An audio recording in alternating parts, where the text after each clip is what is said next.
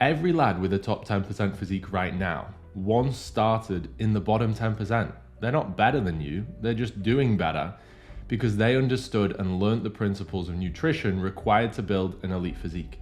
Now, anybody can learn them, so anybody can get results. I remember my first years in the gym like it was yesterday, and it was so hard because I felt like everybody was looking at me. I had the skinniest arms, the skinniest legs, couldn't fill out my shirt sleeves, but at the same time, I also looked like I had a belly through my t-shirt. I was skinny fat.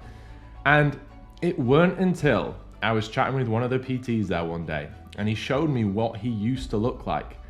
And it was only in that moment I stopped feeling judged, and it made me want to work harder because I saw where he'd come from to where he is now. I just presumed he'd always been like that, and he'd always had the physique and the mindset he had at that moment. So that's why it was so hard. But once I realized that he had just learned the principles of nutrition, of training, it made me a lot more invested and ready to go. And I genuinely believe from my own experience, the reason why people don't build their physiques is because they don't believe they can do it. They believe that other people are special and just been gifted the physique. And it's not until you realize that nobody's gifted. Everybody started at the bottom. It gives you that bit of hope. And when you've got the hope, you're more likely to take action. So in this video, I'm simply just gonna walk you through the 4 major nutrition principles that will allow you to max out your physique over the next year. Now, the first principle I'm gonna talk to you about is the roadmap. This is the phases we need to structure our nutrition in order to maximize our potential building muscle. So there are 4. The first one is a priming phase. I'm gonna walk you through them all shortly. Priming phase. Secondly, we've got the shred phase, the diet phase. Thirdly, we've got a reverse phase. And fourth, we've got a performance or a lean gain phase. Now, the purpose of a priming phase is simply to maximize performance, energy, recovery. So if we imagine we had a bar chart of performance, energy, recovery, we want to maximize all of those out to the green, because only when our body is in that position, it is going to allow us to build the most muscle mass, because we need performance, energy, and recovery in order to do so. As well as this, the baseline priming phase allows us to execute the second phase really well, and that is the shred phase. Because if we want to build muscle tissue, we want to be lean and responsive. We want to be between 8 to 12% body fat if we are going to be gaining tissue. Personally, myself and with clients, I like to be 8 to 10, and by the top end of a performance block, be no more than 12 to 13%. There's no need to go above, because when we are in that window, we are effectively our most responsive to insulin and better at partitioning nutrients. And at the same time, you're gonna feel a lot better inside of that phase. So what it allows us to do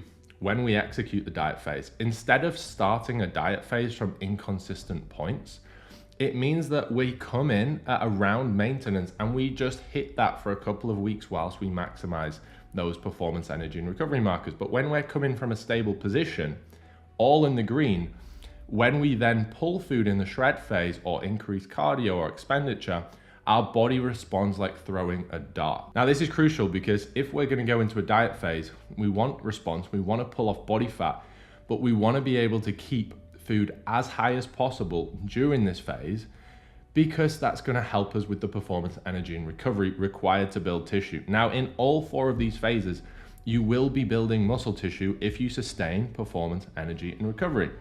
So it's important that we get that priming phase boxed off, we get them all maxed out, and then we hold on to them. Now, if you dive into this shred phase or diet phase, I see a lot of people doing it straight away, and you've got performance in the orange and energy in the red or orange and recovery in the orange or red, they're only going to go downhill from there. But what we can do is if we max them out, we can hold on to the green. So it's really important to prime and then dive into the shred phase. Like I said, with the shred phase, we want to pull you down to about 8% body fat by slowly over the weeks increase in expenditure or cardio if applicable, and likewise with nutrition, pulling nutrition. The reverse phase then is once we've executed the 8% body fat marker, we can start increasing carbohydrates, usually in 50 to 75 gram increments on a weekly basis until we get back to our new maintenance, which is going to be a lot higher. So usually when we're working with clients, if they start out with, let's say, their maintenance around 2,500, by the end of a diet phase, yes, they may be around 2,000 calories.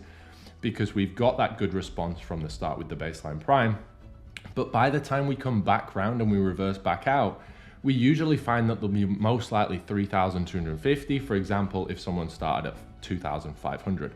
So the reverse phase means that you can stay extremely lean with another 750 to 1,000 calories, usually we find from data we track with our clients. And then phase 4. This is where we are going to see the most muscle growth because this is our primary focus, and this is the performance or lean gain phase, some people like to call it. And this is now when our body is in the best position to grow. We will grow the entire time, during the prime, during the shred, during the reverse. However, this phase now is entirely focused on just tissue growth because we are lean, we're 8% body fat, we're responsive, we've got higher food, and therefore our performance is going to be the highest because food does not make you grow muscle, food will make you fat. The extra food will help with performance for sure. So during this performance phase, the sole focus is to increase performance, as it says in the name. Each week, slightly increasing performance in lifts from having higher energy, higher performance, higher recovery, and maxing that out. This phase will usually last 16 to 24 weeks. So that's 4 to 6 months in short. And we cannot sustain it for that long if we don't get into 8% body fat and we don't get responsive. Otherwise, you're just going to gain a lot of body fat. A lot of people think they're gaining muscle by pushing food hard from a pretty high body fat start point, maybe 12, 14, 16%. And all they're going to do is add on the kilos, yes, which looks all cool and strength might go up, but you're just gaining a lot of body fat, which then you're going to have to diet for longer to get it back off. And again, you won't be in a better position next time you diet around, you'll be back to square one. And I guess a lot of you have probably experienced that because I know I did before I learned these principles. The second principle is understanding how to utilize calories and macros to their max. And I'm going to walk you through how I would set up your first phase with priming, with the sole focus to get lean and then grow at the same time. So what I would do effectively is we're going to set up your priming phase, okay? But we're going to set it up for performance, for building tissue. So what we're going to do is we're going to set you up with a high carb, lower fat diet to maximize intramuscular fullness from a glycogen standpoint that comes from your carbohydrates. So here's what we're going to do. We're going to go onto a website called TDEE. You're going to go in there and you're going to fill out your age, your height, your weight, and you're going to take the maintenance calories it gives you. Now, this is going to be a good close bet. It doesn't mean that is your maintenance because everybody is slightly unique in terms of their outputs and their expenditure, but it's a good way to start your priming phase. It's not about, oh, we have to be in a 500 deficit or a 500 surplus. We just want to be thereabouts maintenance because that is where we can enhance that performance, energy, and recovery. Now, do not take the macros from these websites. They are absolutely bull. So what I want you to do is 1 gram of protein per pound of lean body mass. So if you're about 200 pounds, but you've got maybe 20 pounds of body fat, go for about 180. Now, if you are 200 pounds, but you are relatively lean and you may be already 12% body fat, I would just go for 200 grams of protein, okay? Now, from here, we're gonna work out the fat. So we work out the proteins and the fats using a formula, 1 gram per pound of lean body mass. Now, for the fats, I would do 0.5 per kg of body mass, okay? So if you are 100 kg, 50 grams of fats, okay? Now, you may have seen in other videos I talk about, sometimes I'll say 1 gram of fats per kg. Now, this is if we are looking to just optimize for across the board generic health and performance, right? If we are maximizing for muscle growth, we want to go as high carb as possible. So in order to do that, protein is a non-negotiable. So what we would do is we manipulate the carbs and fats. So we will bring fats back to 0.5 grams per kg. And that then means the remainder of calories we have left, we can use for carbohydrates. So let's say we had 2,500 calories. We may have X amount of calories that the protein adds up to. So let's say the 200 grams of protein adds up to 800 calories. We've got the 50 grams of fats, that adds up to 450 calories. So for anybody that doesn't know, 4 calories for every gram of protein and 9 for every gram of fats. That's how we work that out, okay? If you're unsure, you can just Google how many calories in X grams of protein or X grams of fat.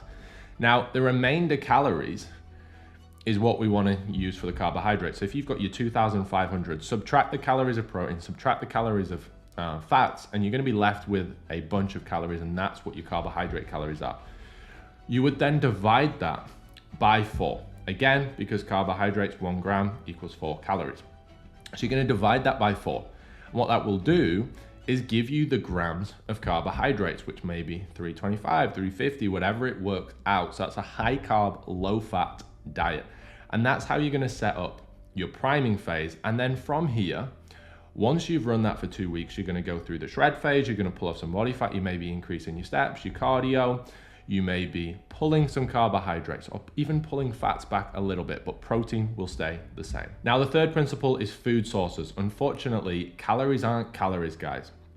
And even when it comes to macros, carb sources, protein sources, fat sources, there are food sources that are going to be much better than others. So we want to be picking foods which are predominantly whole foods or extremely easily digestible. We need foods that are good for the gut, because if our gut is healthy, we will get the best response and we will partition that food much better and minimize inflammation on your body during the process. So I've written down some food sources here. I'm going to run you through a list of food sources that we predominantly use with clients, or I actually like as a personal preference myself. And I keep it really simple. I say, these are my protein sources, these are my fat sources, these are my carb sources, and I stay in these food sources. Even when I'm eating off-plan meals, I will try my very best at least to stay in these food sources. So we've got protein sources. I've written down chicken breast, beef steak medallions. That could also be fillet steak. It could be 5% beef mince or lean beef mince.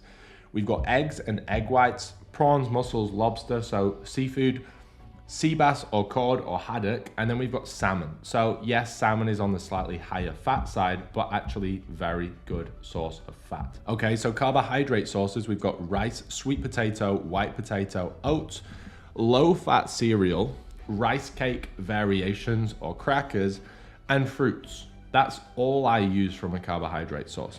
Okay, now on top of that, we could throw in like sourdough or bagels. Most people respond pretty well to those as well, but keep them as high quality as possible. And then fats, I've written down avocado, extra virgin olive oil, dark chocolate, anything 85% or above, almond butter, fatty meat, and fatty fish. Okay, they're the food sources I would be using to make those your Bible. If you follow this roadmap, you set up your priming phase like we've just discussed with the calories and macros.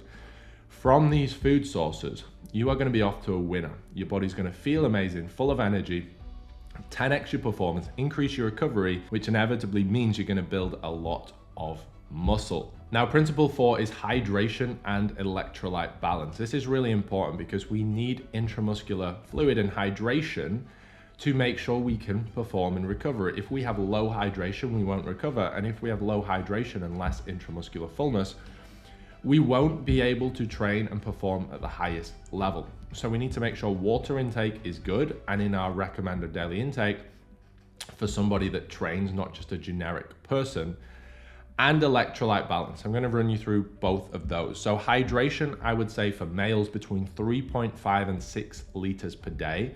This depends on the size of the individual. It depends on how active you are, and it depends on the environment. So I live out here in Dubai. It's currently 45 degrees.